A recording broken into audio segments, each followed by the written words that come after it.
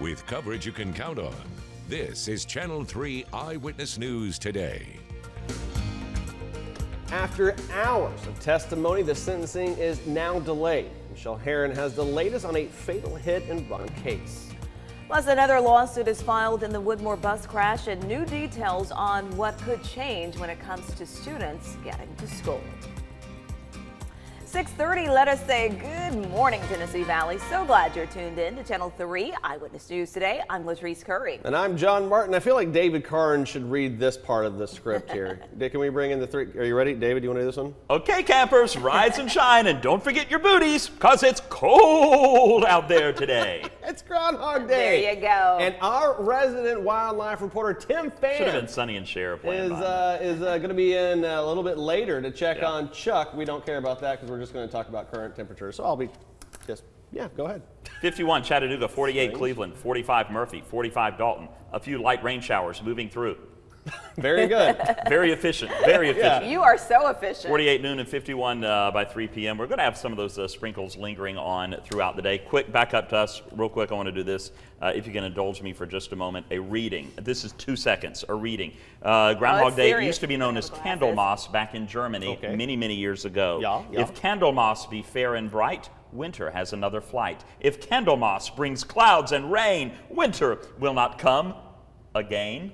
So basically, I think we're looking at clouds, which means the groundhog is not going to see a shadow, which means an early spring. That's my prediction. And I just heard from our producer, you had a response from Punxsutawney Phil on your Twitter just now. I don't know if you're aware of this. I'm not aware of this. Okay, well, that just happened. Well, I did just tweet and put him in there. I do like that the world of meteorologists are coming together to Punxsutawney Phil's paying attention. Yeah. Absolutely. So maybe my forecast is influencing Punxsutawney Phil Phil right what's now. going on in the Gobbler's Knob.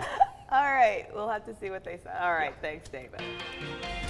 Well, topping your news, it will be another month before a woman involved in a fatal hit-and-run crash with a local runner learns her fate. Yeah, after hearing nearly 6 hours of testimony, a Hamilton County judge delayed the hearing Wednesday.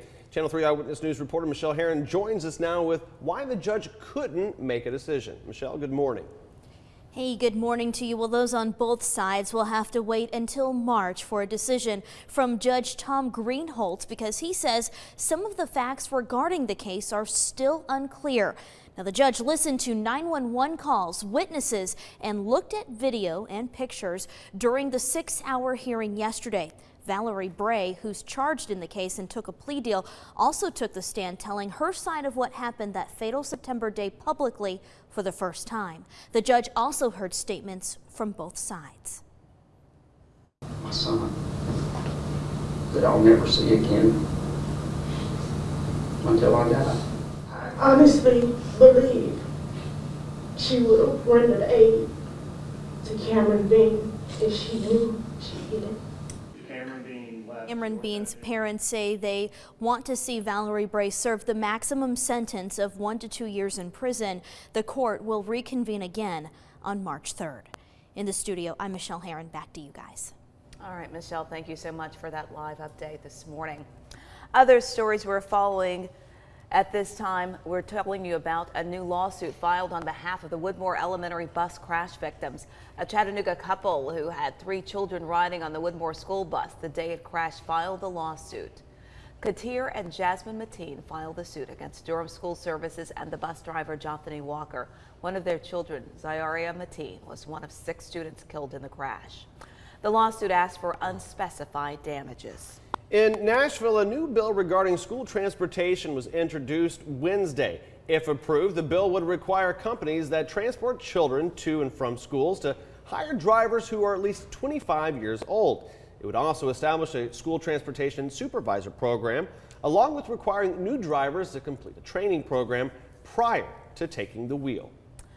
Well, the deadline to register to vote in the Chattanooga election is Monday. Candidates for the next mayor are Larry Groen, David Crockett, Chris Long, and current mayor Andy Burke. And 6 of the 9 city council members will be decided. 3 are running unchallenged: Ken Smith in District 3, Carol Burris in District 6, and Darren Ledford of District 4.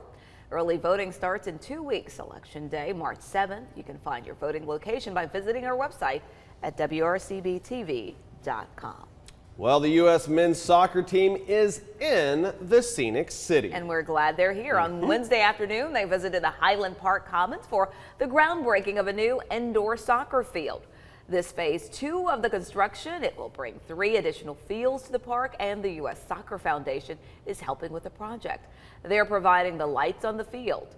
The U.S. men's soccer team will play Jamaica tomorrow at Finley Stadium, and it will be a packed house, an exciting evening. All right, well, today many people are turning to a certain groundhog up in Pennsylvania for what the next 6 weeks hold weather-wise. We ain't need no Pennsylvania groundhog. We got our own. We have got, well, we had one, so maybe we do need it because our live shot just went down.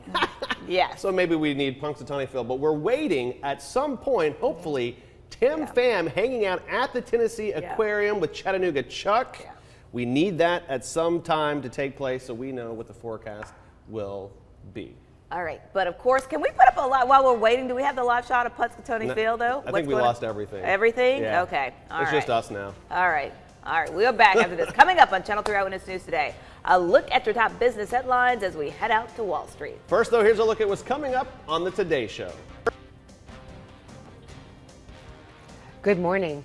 The Trump White House has now put Iran on notice. Mike Flynn, the national security advisor, issuing a sharp warning to Iran because of a missile test launch on Sunday. Not its first, but this a very big difference from the Obama White House reaction to Iran. A lot to chew over as the new Secretary of State was sworn in and takes over today. We'll have a lot more coming up on Today.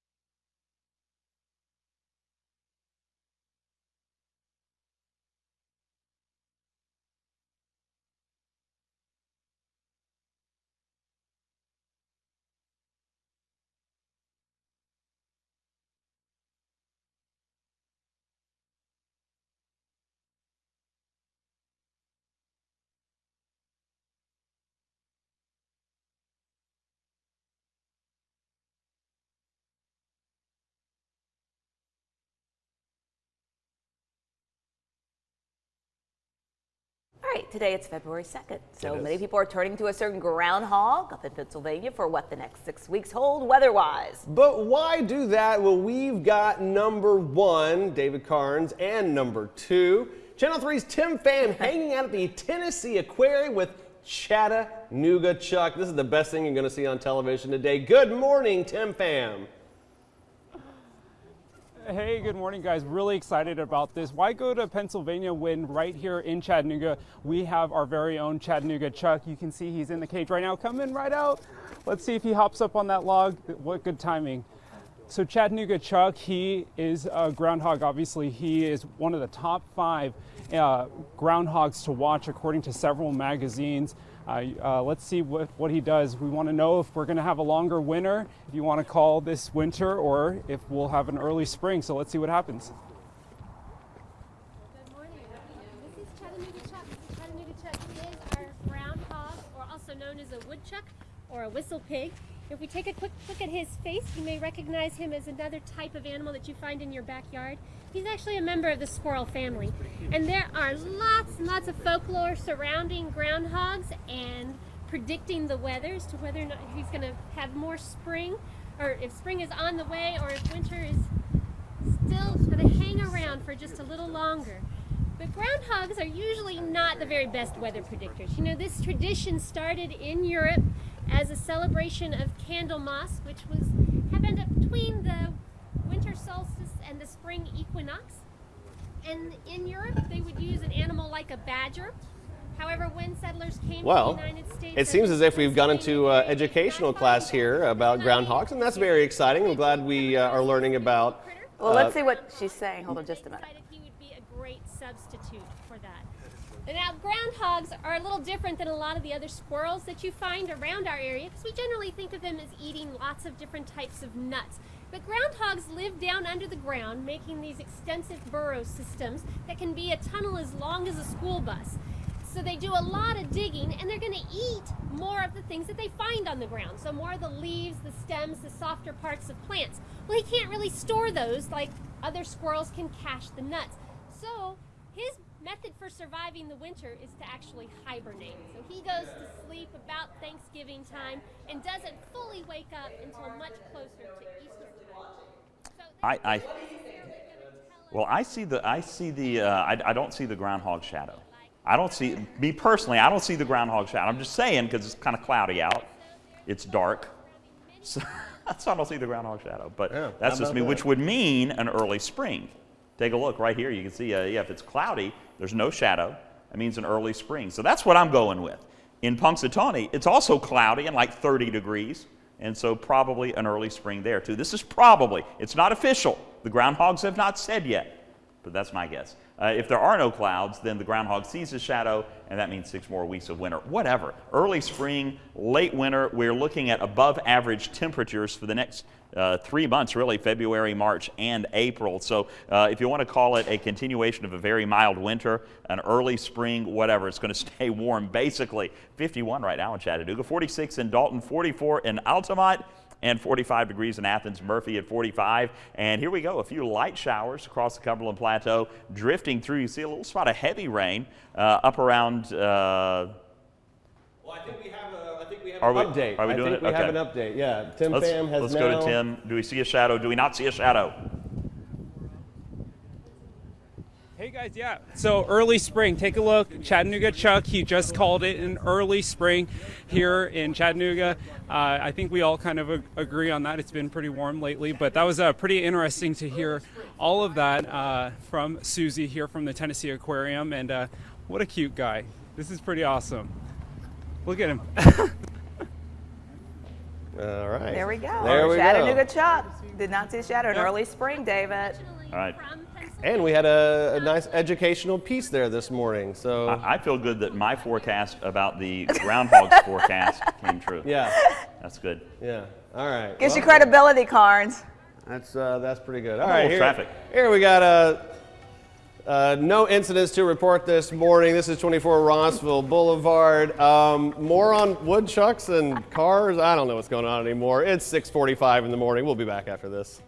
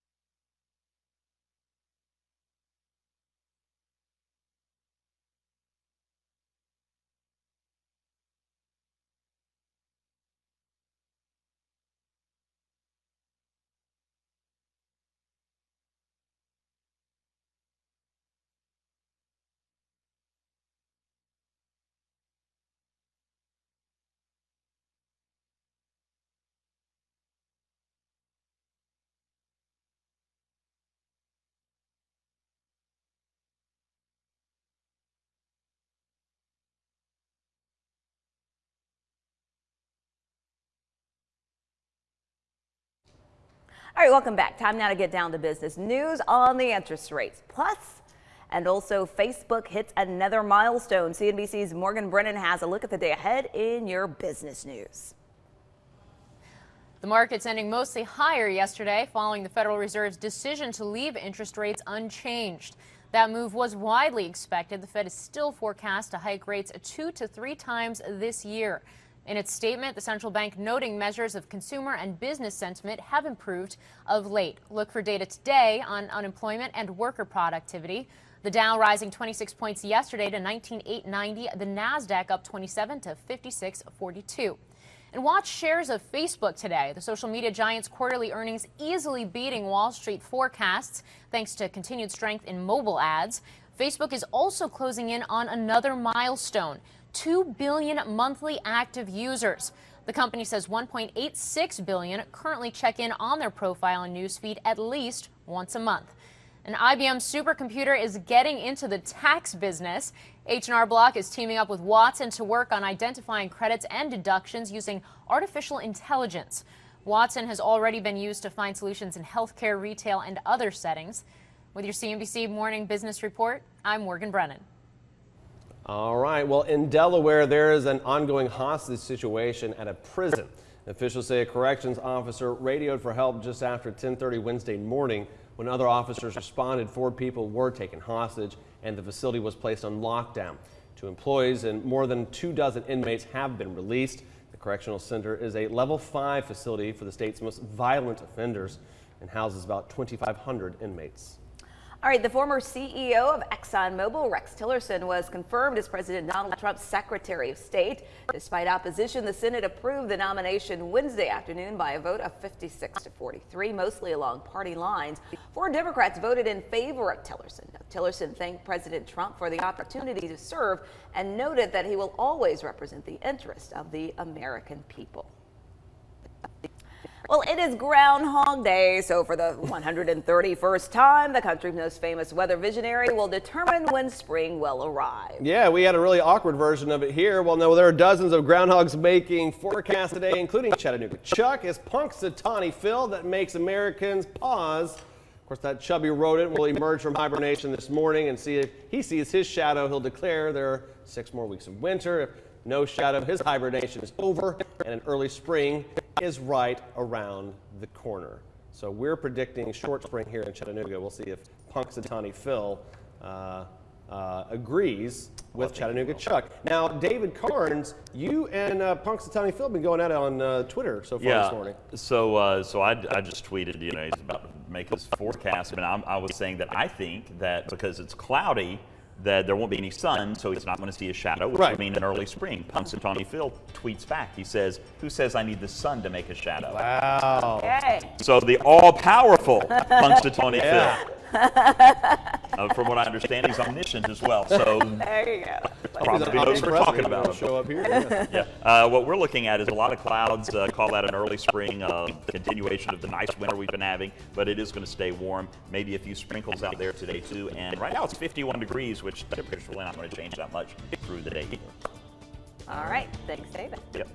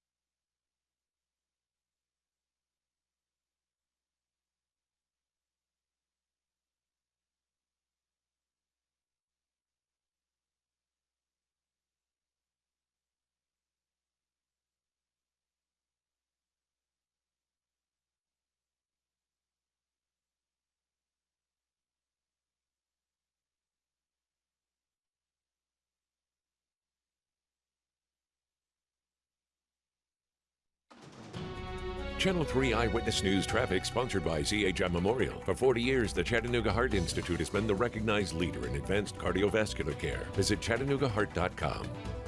Rise and shine, campers. It's 6:56 on this Groundhog Day, and let's take a live look outside your morning commute. Here's a live picture of this split. There are no accidents to reports on our interstates or state routes. Of course, if anything changes, we'll keep you updated right here on Channel 3.